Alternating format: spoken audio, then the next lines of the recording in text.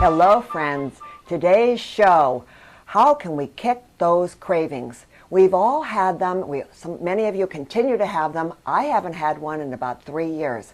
I kicked the bucket on cravings. And I'm going to teach you how to give cravings the cold shoulder. What are cravings? Well, you know it's an out-of-control desire for a substance or a food. And when scientists did MRI scans of the brain, food cravings were found to activate the same neurotransmitters and circuits as cravings for alcohol and drugs. So when you're craving foods, don't feel bad. You're hardwired for that. Now, nearly everyone has food cravings occasionally. Women have more than men, and young people have more cravings for sweets versus carbohydrates than older people. 85% of men said when they gave in to a food craving, it was satisfying.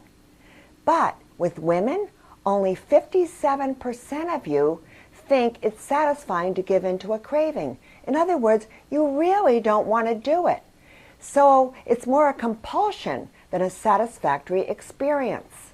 And that's why you want to stop it, and I'm going to help you.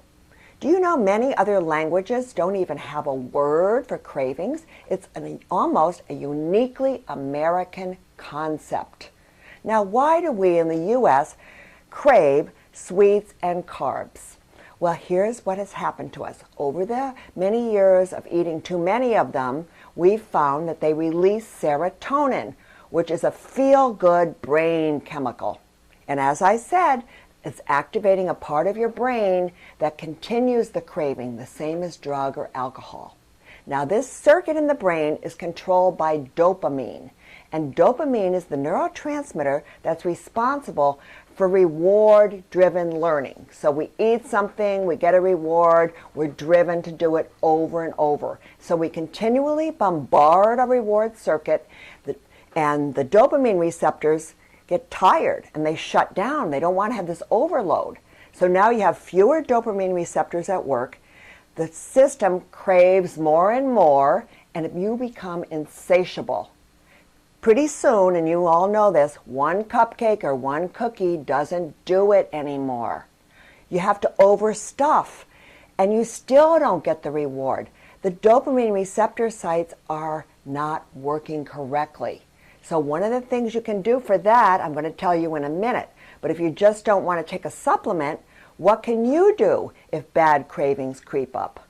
Well, keep some walnut halves in your kitchen or your bedroom or office and eat 6 walnut halves slowly when you have a craving.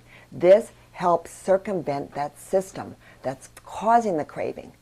If you increase protein, you can lower your cravings. That's how I did it. I went on high protein, and now if I have a craving, it's for a meatball. And the meatball's not going to hurt me. It's not a carb, it's not a sweet.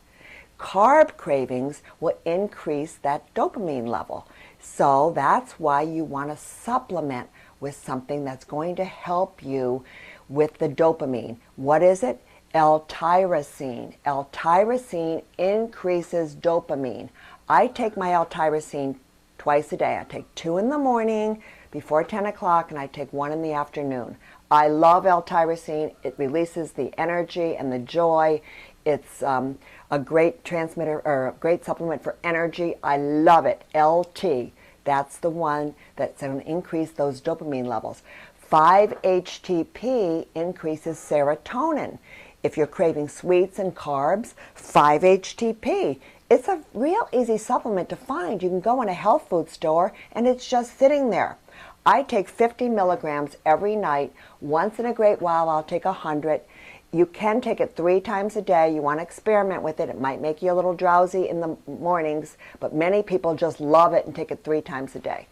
Avena sativa, known as wild oats, is something that increases libido, but at the same time decreases sweet cravings. So you're increasing your libido, decreasing your craving for cupcakes, and you might just want to grab your mate instead of your plate. Well, what's wrong with that? That's a good craving to have. Another one, Sugar cravings are often caused by spiking insulin levels, and there's a supplement called Chromate, and I really like this one. It's not expensive, and it controls blood sugar and stops sugar cravings. So you see, there's a lot of things we can do with supplements. You want to just do it with some snacks? Okay, get some frozen grapes. Put them in your freezer. Some red seedless are great, white seedless, and have those for a snack. Some carrots and good hummus will stop cravings. Eat an ounce of good brand dark chocolate. Did you know dark chocolate contains a mood-altering chemical that raises your phenylethylamine levels? And that's the level that occurs when people are in love.